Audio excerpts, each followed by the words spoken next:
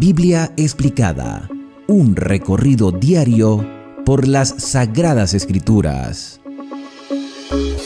Vamos a continuar con el segundo capítulo del Evangelio de Mateo.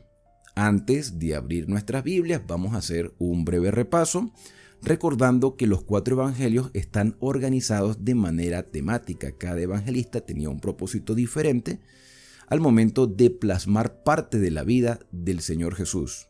Terminábamos ayer con el nacimiento de Jesús y hoy vamos a continuar con eventos que sucedieron después de su nacimiento, solo que Mateo no narra, por ejemplo, el anuncio a los pastores, que ustedes lo pueden ver allí como el evento número 10 de la cronología. Mateo tampoco narra la circuncisión, ni la presentación en el templo cuando Simeón y Ana se alegran porque pudieron ver el cumplimiento de la promesa. Lo que sí narra Mateo es la visita de los magos del Oriente, la huida de Egipto, el regreso de José María con Jesús a la tierra de Nazaret. Con esta introducción entonces vamos ya a poder abrir nuestras Biblias en el capítulo número 2 del Evangelio de Mateo. El versículo número 1 dice que cuando Jesús nació en Belén de Judea, en los días de Herodes, vinieron del oriente unos magos a Jerusalén. Hay varios detalles interesantes dentro de este versículo número 1, y es que se hace la diferencia de Belén de Judea porque había otra Belén más. Entonces, lo importante es saber aquí que Belén era un lugar que tenía muchos recuerdos históricos. En ese lugar, en el camino de Éfrata, que es Belén, murió Raquel y fue sepultada. Murió cuando nació Benjamín. Muere Raquel en ese lugar, pero también allí mismo en Belén, David fue ungido como rey en lugar de Saúl por Samuel. Por cierto, esta tierra, este lugar, este nombre significa casa del pan. ¿Por qué se llamaba así? Mira, Éfrata, que era el nombre original, y después se llamó Belén. Éfrata es algo así como fertilidad, como prosperidad. Entonces era una tierra muy fértil. Tenía colinas, montañas, tenía valles y tenía muchos cultivos de higos, de olivares, de cereales. Es decir, que era una tierra muy fructífera. Y es allí, en ese lugar, donde el Señor Jesús nace. Y por supuesto, Jesús es el pan de vida y esta era la tierra del pan. Y dice el versículo número 1 que nace en los días del rey Herodes. Ahora, ¿cómo llega Herodes a ser rey si no era del linaje de David? Con los cambios políticos que se fueron suscitando, con el cambio del reino persa al griego, del griego al romano, y bueno, todas las luchas que hubo por las conquistas de los territorios, las revueltas macabeas, la posición del rey en Jerusalén se convirtió en una posición política más que heredada. Herodes era un político nato que supo aprovechar las oportunidades para escalar durante el Imperio Romano.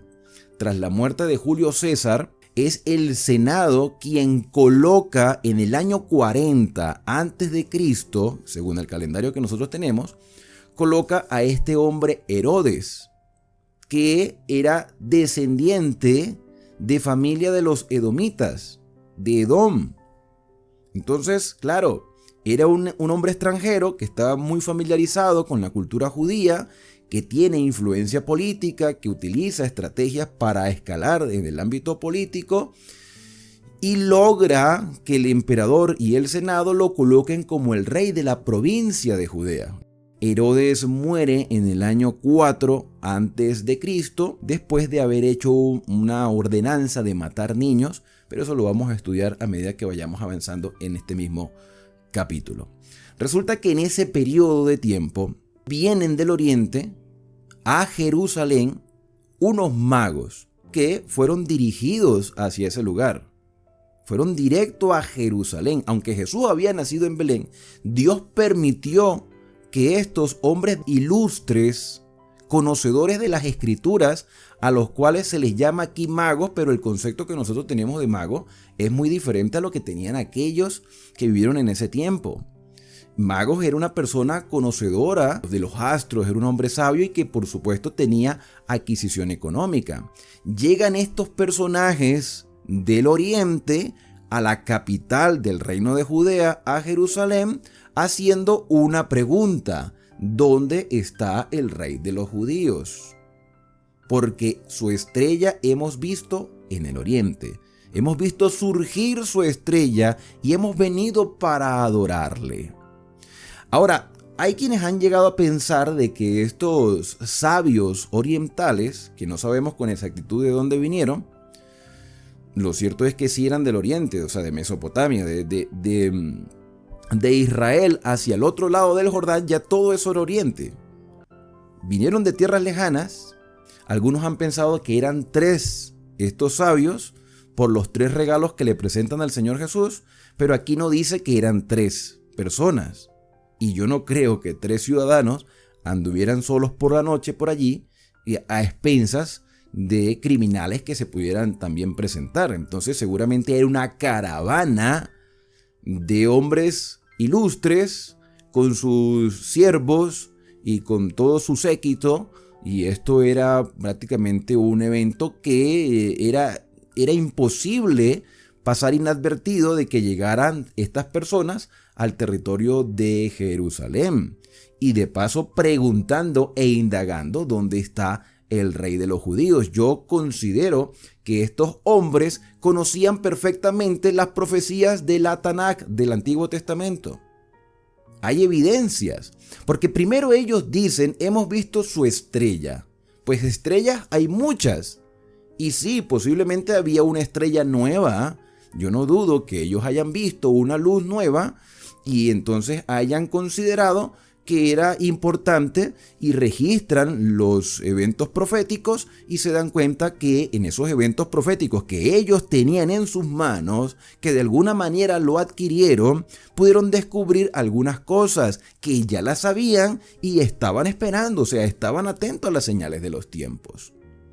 ¿Qué conocían ellos o qué pudieron haber conocido? Mira, pudieron haber conocido la profecía de Balaán. ¿Se acuerdan de Balaán, el que se le pagó para que maldijese a Israel, pero en lugar de maldición pronunció bendición? Bueno, dentro de esa bendición que pronunció Balaán, él dijo: lo veré al Señor, veré la gloria del Señor, veré el cumplimiento de las promesas del Señor en este pueblo, mas no ahora, en este momento no, pero lo veré en el futuro. Lo miraré, mas no de cerca. Saldrá estrella, fíjate que hasta aparece en mayúscula aquí, en castellano. Saldrá estrella de Jacob y se levantará cetro. Cetro es reino. Se levantará cetro de Israel. Esto evidentemente es una profecía mesiánica. Esto lo conocían los magos que vinieron del oriente. Pero no solamente conocían esta profecía, porque tenían los escritos de Moisés. De alguna manera lo adquirieron, lo compraron, había una transcripción, pagaron a un escriba y consiguieron estos escritos porque estaban interesados en los tiempos.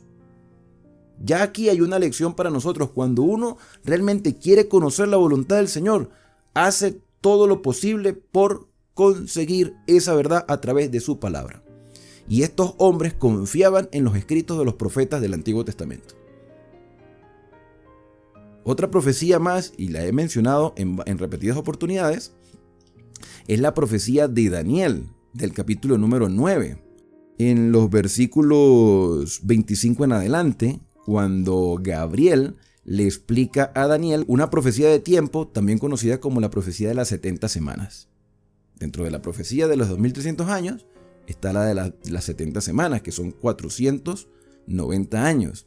Y el ángel le dice a Daniel: sabe pues y entiende que desde la salida de la orden para restaurar y edificar a Jerusalén, porque estaba en ruina, hasta el Mesías príncipe habrá 7 semanas y 62 semanas. De las 70, 7 y 62 más una después. Versículo número 26. Y después de las 62 semanas se le quitará la vida al Mesías, mas no por sí.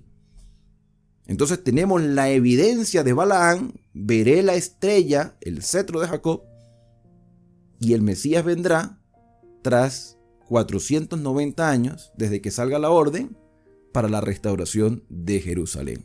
Ahora, ¿tú crees que los sabios judíos no sabían eso? Por supuesto que sí lo sabían, pero tenían perspectivas erradas del Mesías. Como muchas personas hoy tienen perspectivas erradas de Cristo, de Dios, de su palabra y de muchas otras cosas. Y estos hombres extranjeros llegan con ese conocimiento, creyendo que en Judea hay una fiesta por haber nacido el Mesías, y se consiguen con un chasco prácticamente de que nadie sabía lo que estaba sucediendo, y ellos preguntan, ¿dónde está el rey? Y cuando ese comentario empezó a difundirse por todo el territorio de estos hombres que vinieron buscando al rey de los judíos que acababa de nacer, dice el versículo 3 que oyendo esto, el rey Herodes se turbó. Le llegaron los comentarios, era inevitable que el comentario llegara, se turbó porque lo consideró como un atentado a su reino, a su trono, a su jerarquía. ¿Cómo es esto que ha nacido el rey de los judíos? ¿Quién está detrás de todo este complot? Los sacerdotes, y él manda llamar a los sacerdotes. Toda Jerusalén se turba porque saben que Herodes está molesto. Y porque han ocurrido algunas cosas que tampoco se pueden ignorar. Cosas que han venido ocurriendo desde hace meses atrás. Como por ejemplo el hecho de que un sacerdote del santuario llamado Zacarías haya quedado mudo y sordo, y que su esposa ya de la tercera edad haya quedado embarazada, y que se le haya prometido que el niño que estaba en su vientre prepararía el camino para la venida del Mesías. Y yo tampoco creo que había gente ignorante con respecto a lo que vieron los pastores, que también vieron ángeles, y esos ángeles seguramente eran la estrella que habían visto los magos del Oriente. Y Simeón y Ana, que ven al niño que lo acaban de sacar y presentar en el templo, lo circuncidan, lo presentan en el templo, y Simeón y Ana se sienten felices porque ven el cumplimiento de las promesas mesiánicas. Así que ignorantes no eran los sacerdotes ni muchas personas que estaban alrededor. Y ver a varios hombres que vienen buscando al rey de los judíos, al Mesías de las promesas de lo que habían presentado los profetas en la Torá y en la Tanakh. Entonces, claro, allí también los sacerdotes se llenan de orgullo, porque dice, bueno, ¿por qué se les revela a ellos y a nosotros no, que estamos aquí en el santuario?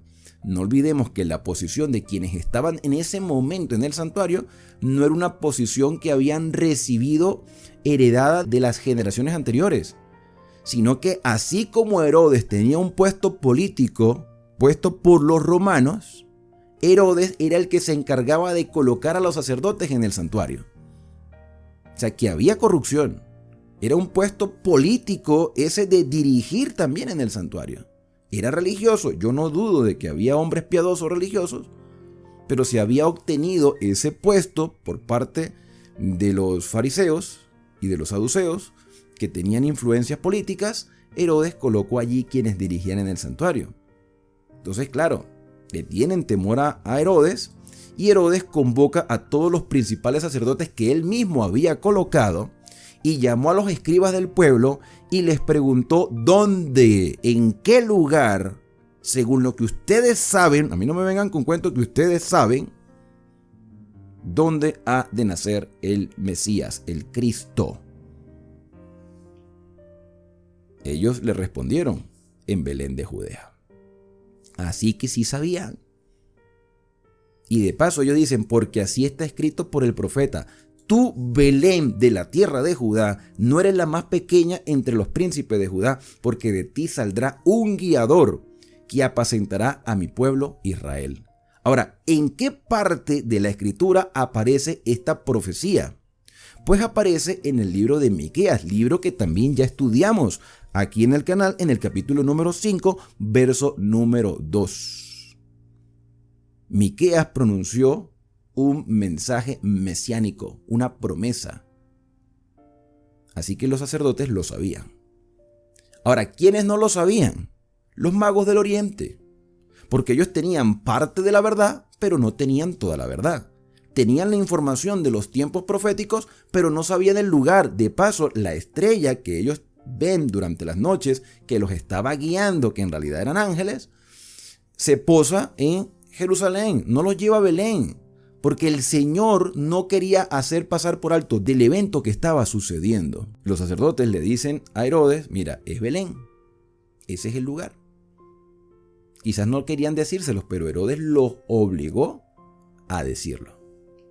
El orgullo quizás no les dejaba a ellos expresarse, pero el miedo que le tenían a Herodes era grande y le dijeron, bueno, las profecías dicen esto. Versículo 7, entonces Herodes, llamando en secreto a los magos, indagó de ellos diligentemente el tiempo. A los sacerdotes le pregunta el lugar y a los magos les pregunta el tiempo. Y cuando le dijeron más o menos el tiempo, Herodes, que era un tirano, un miserable, estaba planeando, por supuesto, asesinar al Mesías. Entonces Herodes, dice aquí, enviándolos a Belén, dijo, id allá y averiguar con diligencia, vayan con diligencia, averigüen acerca del niño, y cuando lo hallen, hacedmelo saber para que también yo vaya y lo adore. Este es un hipócrita. Cuando Herodes los despide para que vayan a Belén de Judea, dice el versículo número 9, ellos habiendo ido al rey, se fueron, y he aquí, fíjate un detalle interesante en este versículo, he aquí la estrella que habían visto en el oriente iba delante de ellos. O sea, la estrella reaparece. Había desaparecido, había llegado hasta Jerusalén.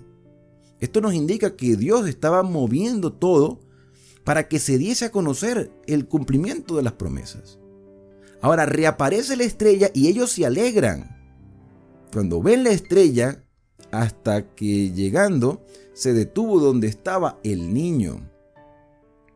Y al ver la estrella, se regocijaron con grande gozo. La estrella los guió hasta Belén. Y al entrar en la casa, vieron al niño con su madre María y se postraron ante Jesús, ante el niño que acababa de nacer. Bueno, no acababa de nacer, ya tenía más de 40 días que había nacido. Por eso les mencionaba que Simeón, Ana vieron a Jesús cuando lo llevaron a presentarlo, cuando lo circuncidaron. Eso lo vamos a estudiar en el Evangelio de Lucas. Lo que pasa es que aquí Mateo se concentra más en el cumplimiento de los mensajes proféticos. Aquí está, fíjate que vamos a ver repetidas veces cómo Mateo dice en cumplimiento de lo escrito, de lo que el profeta había dicho, como lo dijo el profeta. Y aquí se ha citado a Miqueas cuando dice, mira, está escrito. En Miqueas dice que nacería en Belén. Entonces, claro, llegan los magos, llegan estos hombres sabios, encuentran a Jesús no en el pesebre como algunos han hecho pensar. Seguramente ya estaba en una casa, seguramente José había decidido ya quedarse a vivir ahí en Belén. Porque José pues también era un hombre que conocía las escrituras y sabía que el Mesías iba a ser de Belén de Judea. Llegan los magos, cosa que era inesperado tanto para María como para José. Estos hombres se postran y ellos se sorprenden, abren sus tesoros, trajeron regalos, que era muy común llevar regalos a personas de rango alto, era como una muestra de humildad, era como una muestra de respeto. Entonces ellos estaban mostrando respeto al Mesías y ofrecen 3 tipos de regalo: oro, incienso y mirra. Oro, pues sabemos para qué sirve el oro, sin embargo tiene un símbolo de realeza. El incienso es como un perfume, es una resina que se saca de un árbol y se prepara también el perfume, pero esto también nos hace recordar el incienso que se quemaba en el santuario. Podemos ver aquí las facetas del ministerio de Cristo, como rey en el oro y como sacerdote en el incienso. Pero también aparece otro elemento que es la mirra, que también es una resina, y por lo general, aparte de utilizarlos como perfume, también se utiliza para embalsamar. Entonces pudiéramos decir que estos elementos hablan acerca del ministerio de Cristo como rey, como sacerdote y como sacrificio. ¿Por qué muchos han pensado que eran 3 reyes magos? Por estos 3 regalos. Y de hecho hasta le han puesto nombres: Melchor, Gaspar y Baltasar, pero eso no aparece en la Biblia. No hay detalles en la Biblia que hable de eso. Eso es simplemente una tradición que alguien se inventó en algún momento histórico, pero no hay evidencia. Entonces no digamos algo que no está en la Escritura. Es evidente que, claro, ya la gente los ha mencionado así con el paso de los años, pero no es una certificación como tal. Entonces, si en estos pequeños detalles ignoramos el contenido bíblico, entonces podemos caer en el error también de otras cosas que la gente ha interpretado y los aceptamos como verdad. No se sabe si eran 3, no se sabe cuáles eran los nombres de estas personas. Solo se sabe que trajeron 3 tipos de regalos y que posiblemente estos regalos identifiquen el ministerio del Señor Jesús como rey, como sacerdote y como sacrificio. Dice el versículo número 12 que siendo avisados por revelación en sueños estos hombres, para que no volviesen a Herodes, regresaron a su tierra por otro camino. Después que partieron ellos, he aquí un ángel del Señor apareció en sueños a José, no a María, a José. Por eso yo les decía en el capítulo anterior, no le restemos importancia a José. Así como Dios escogió a María, escogió a José. Así como era espiritual María, lo era José también.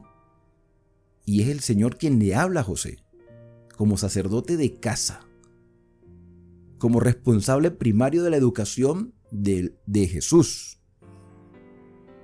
La educación no le competía al 100% a María, era una competencia de ambos. Y nosotros como padres, los que somos padres de hogar, debemos ser los sacerdotes de familia, que el Señor nos muestre. ¿Cómo es posible que en la mayoría de las casas son las mujeres las únicas encargadas de la vida espiritual? No, eso también es responsabilidad de los hombres.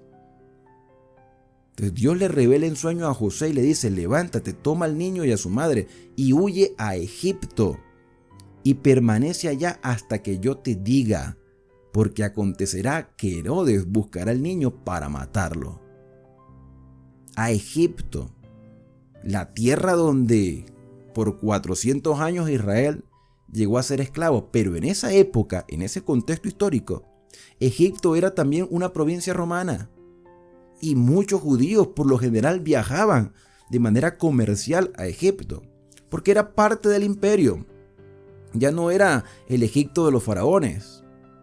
Así que pudiéramos decir que José estaba tranquilo de saber que salía de la jurisdicción de Herodes, que se mantenía dentro del Imperio Romano y que constantemente habían personas conocidas que podían ayudarlo por el camino, y con los recursos que tenía, con el oro, con el incienso y con la mirra, pudieron sufragar los gastos del viaje. Un viaje que no era fácil, más con una mujer que está pasando la cuarentena, irse a un lugar que tenían que buscar dónde refugiarse, buscar a alguien conocido, dejar los planes que tenían en Belén, quizás una casa que habían adquirido o la habían alquilado, no lo sabemos, no tenemos los detalles.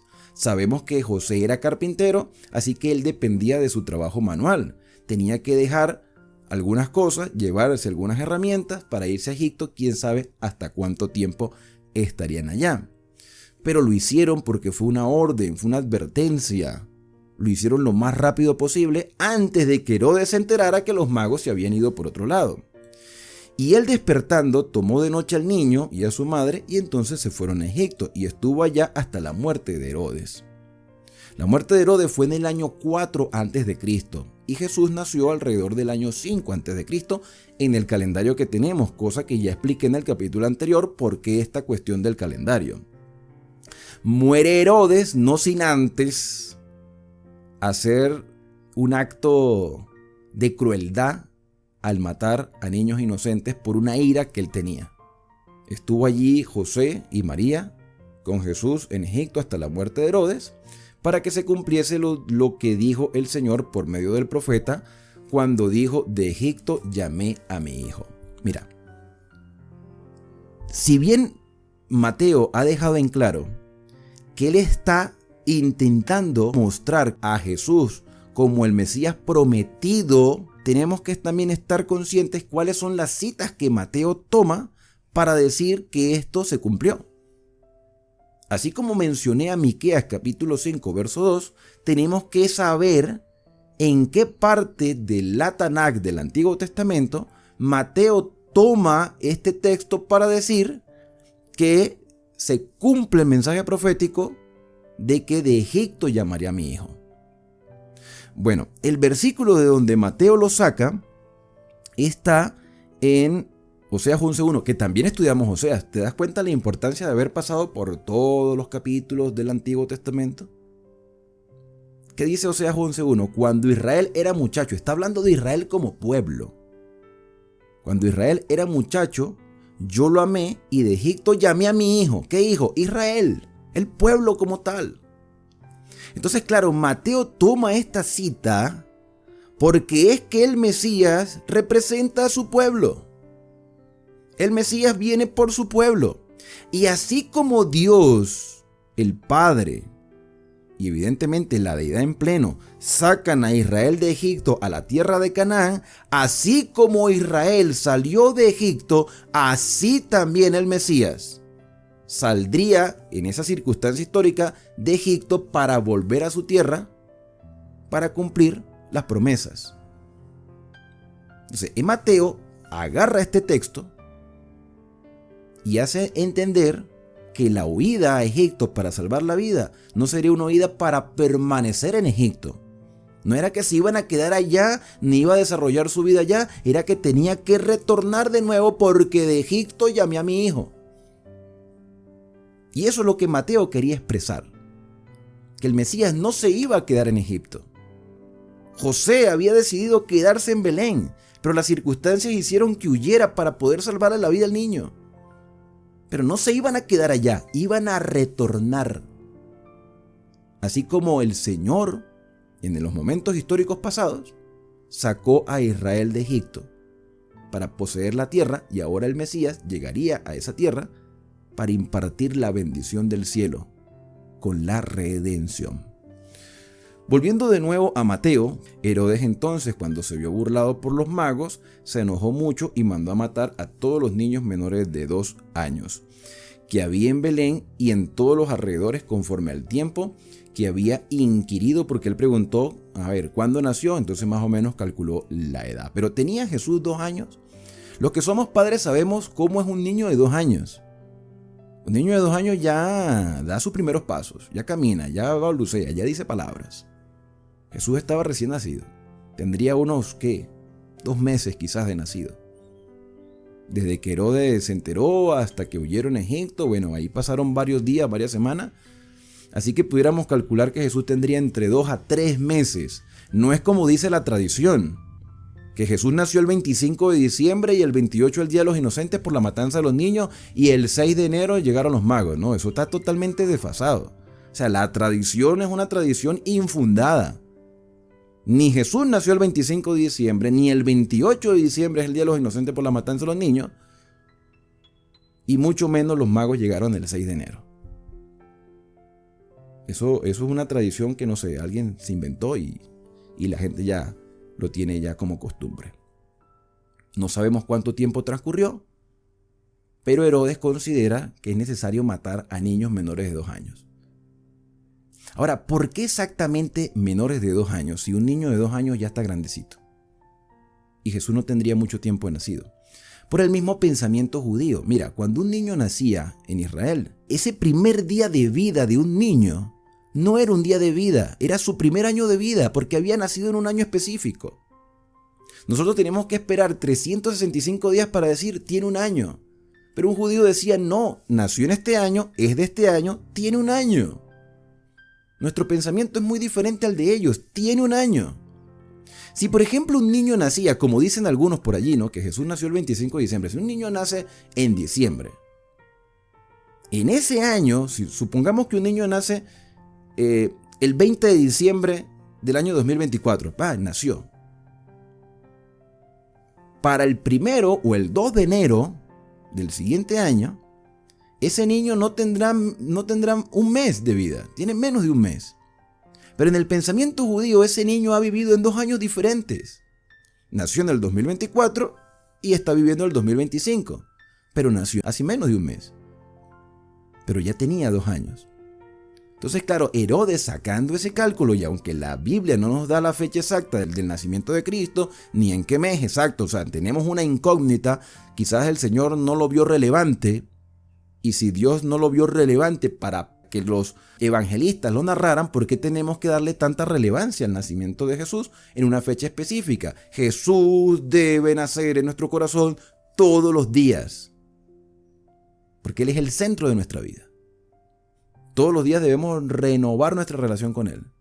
Entonces dice el versículo número 17, aquí Mateo nuevamente habla de cumplimientos proféticos, entonces se cumplió lo que fue dicho por el profeta Jeremías, y esto sí es Jeremías 31:13, cuando habla de voz fue oída en Ramá, grande lamentación, lloro y gemido, Raquel que llora a sus hijos, no quiso ser consolada porque perecieron. Cuando yo expliqué Jeremías 31, yo dije que la razón por la cual se presentó este mensaje de Raquel llora a sus hijos, desde el simbolismo, porque en ese contexto histórico los israelitas fueron deportados a Babilonia, los judíos fueron deportados a Babilonia, y era lamento, lloro, tristeza de saber de que ellos estaban perdiendo las bendiciones del Señor por culpa de sus propios errores. Y simbólicamente Raquel llora a sus hijos. Mateo, igualmente como lo hizo con el versículo de Oseas, toma este texto para decir y para corroborar de que así como los judíos fueron deportados a Babilonia y fue una circunstancia desgarrante, este evento de matar a los niños era aún más doloroso. Porque aunque ellos muchos fueron deportados a Babilonia, por lo menos estaban vivos. Aquí no, aquí están matando niños inocentes. Entonces, si Raquel lloró cuando sus hijos fueron a Babilonia, pues Raquel llora porque sus hijos fueron muertos a espada. Esa era la razón por la cual Mateo cita estos versículos. Versículo número 19. Bueno, Raquel no quiso ser consolada, dice el versículo 18. Pero después de muerto Herodes, algunos meses después, no mucho tiempo, y aquí un ángel del Señor apareció en sueños a José, ahora en Egipto, diciendo: levántate, toma al niño y a su madre, y vete a la tierra de Israel. Regresa a Israel. Porque han muerto los que procuraban la muerte del niño. ¿Quiénes eran esos? Porque sabemos que Herodes quería matar al niño. Quizás algún hijo de Herodes también quería matarlo. Quizás hace descripción de los soldados enviados por Herodes para matar al niño, que se vieron burlados y que no pudieron lograrlo. Bueno, todas esas personas con Herodes, y quizás esos soldados, no sé, estaban en otro lado o los llevaron para otro lugar. El hecho es que ya los que querían matar al niño no estaban. Y el ángel le dice: regresa. No le dice exactamente dónde vas a vivir. Dice: regresa a Israel.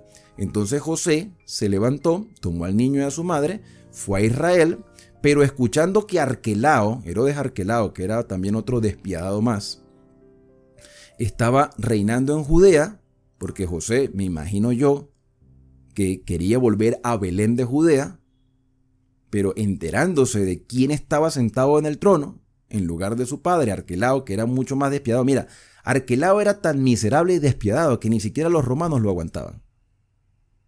Los mismos romanos le quitaron el poder, el dominio que tenían en Judea, y se lo llevaron a otro lado, para que dejara ya de estar allí. Entonces, claro, pero mientras estaba Arquelao allí, tuvo temor de ir a Judea. Entonces fue avisado por revelación en sueño que se fuese a la región de Galilea. Me imagino yo preocupado, José orando: Señor, ¿a dónde voy ahora? Pues regresa a Galilea.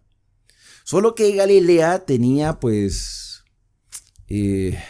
Galilea no era un lugar que la gente consideraba muy bueno como para vivir. Primero porque había una mezcla entre judíos y gentiles. Entonces no era un lugar así como que muy deseable, aunque José y María ya habían vivido en Galilea. Entonces dice el versículo número 23: y vino y habitó en la ciudad que se llama Nazaret, para que se cumpliese lo que fue dicho por los profetas, que habría de ser llamado Nazareno. Y aquí hay otro detalle interesante, porque hasta el momento hemos visto citas como Miqueas, Oseas y Jeremías en cumplimiento de esto que acabamos de leer aquí en el capítulo 2, por supuesto tomando en cuenta el contexto en que se presentaron los versículos y la manera como Mateo los aplica en estas circunstancias. Pero un detalle interesante dentro del versículo 23 es que en ninguna parte del Antiguo Testamento, en ninguna parte, escúcheme bien hermano, porque yo a ustedes no les voy a mentir, o sea, yo no voy a ocultarles nada porque yo creo que todos necesitamos conocer los detalles de todos los versículos. En ninguna parte, como tú y yo ya venimos estudiando todo el Antiguo Testamento, no vamos a encontrar que ningún profeta haya dicho que Jesús sería llamado Nazareno. No lo dice, no hay registro de eso. Entonces, ¿por qué está este versículo aquí y por qué Mateo lo cita de esta manera? Porque en el territorio de Nazaret, donde la gente decía, de Nazaret podrá salir algo bueno, había personas de reputación objetable. No era un lugar como que vamos a vivir allá porque es un lugar adecuado para criar un hijo. No era el mejor lugar. Pero fue la opción que tuvo José para ir a ese lugar. ¿Y por qué Dios permitió llevarlo a Nazaret? ¿Y por qué Mateo dice para que se cumpliese lo que dijeron los profetas? ¿Qué dijeron los profetas? ¿Qué sí dijeron los profetas? Porque no dice un profeta en específico, no. Todos los profetas que dijeron que el Mesías iba a venir. Que el Mesías estaría aquí. Pero el concepto que la gente tenía del Mesías es que vendría como un guerrero justiciero. ¿Sabe cómo presenta Isaías al Mesías? Como despreciado y desechado entre los hombres. Isaías 53. Varón de dolores, experimentado en quebranto. O sea que Jesús iba a ser despreciado. Cuando Felipe le dice a Natanael, hemos hallado el Mesías. ¿De dónde? De Nazaret. De Nazaret podrá salir algo bueno. Ya hay un prejuicio. Y el Señor iba a tumbar las barreras del prejuicio. En Nazaret iba a estar la bendición, en Galilea. En Galilea es donde se iban a ver los mayores milagros. Allí en Galilea es donde se iba a ver el llamado a muchas personas al arrepentimiento y donde el Señor mostraría su plan de salvación. Evidentemente también estaría en Judea cumpliendo un ministerio, pero gran parte del ministerio de Cristo fue en Galilea, lugares donde más lo necesitaban. La palabra Nazaret comúnmente se traduce como proteger o guardar. Quizás tú lo pienses como Jesús fue allá a ser protegido, a ser guardado mientras crecía. Pero esta misma palabra, con algunas variantes, puede traducir renuevo o brote. Y los profetas también llegaron a decir que el Mesías era el renuevo. Hay quienes han confundido nazareno con nazareo. Nazareo era una persona que no era levita, pero que tenía una consagración especial que se abstenía de ciertas cosas, se dejaba crecer el cabello, no tomaba fruto de la vid. Pero en varios versículos de la Escritura vamos a encontrar que Jesús se sienta a la mesa en la casa de Mateo o en otro lugar y se le sirve vino que no estaba fermentado y fue una fiesta de bodas donde él mismo convirtió el agua en vino que no estaba fermentado por si acaso, sino que tomaban jugo fresco de la uva. Los nazareos no podían hacerlo. Los nazareos, no los nazarenos. Nazareno es una persona que vive en Nazaret. Y el nazareo es una persona que está consagrada. Es como un sacerdocio sin ser sacerdote. Para cualquier persona del pueblo de Israel. Y por un periodo de tiempo. Por eso es que dicen algunos que Jesús tenía el cabello largo. Hay otros que dicen, no, Jesús tenía el cabello corto. Si lo tenía largo, si lo tenía corto, eso no es ningún problema. Que a veces nos centramos en problemitas que no tienen ningún tipo de relevancia. Lo que sí es cierto es que estando en Nazaret de Galilea, Jesús iba a ser menospreciado. Pero en ese lugar brotaría la bendición. Y no se podría pasar por alto todas las maravillas que se hicieron en Galilea, en Capernaum, en todos esos lugares. Porque el Señor era el renuevo. Y eso sí lo dijeron los profetas. Los profetas hablaron de todo lo que el Mesías haría. Y que dentro de todo lo que él haría, a pesar de que sería bueno y agradable para muchas personas que recibirían estas bendiciones, aún así el Mesías sería despreciado y desechado. aunque Él portaría los pecados de toda la humanidad, sería despreciado. No se le valoraría. Molido sería por nuestros pecados y aún así despreciado, como eran despreciados los habitantes de Nazaret. Hoy nosotros no podemos despreciar la obra del Mesías. Mateo demostró con varias citas bíblicas de que Él era el cumplimiento de las promesas. ¿Por qué tenemos que despreciar a Jesús? ¿Por qué hay personas que todavía desprecian a Jesús? ¿Por qué tenemos que rebajar la divinidad de Cristo? ¿Por qué vemos a Jesús de otra manera diferente a lo que Él realmente es, Dios hecho hombre? ¿Por qué nos concentramos en detalles que son insignificantes cuando la verdadera esencia de lo que Jesús hizo y es debería ser de gran relevancia para nosotros? Jesús es Dios hecho hombre y lo que hizo, lo hizo para salvar lo que se había perdido.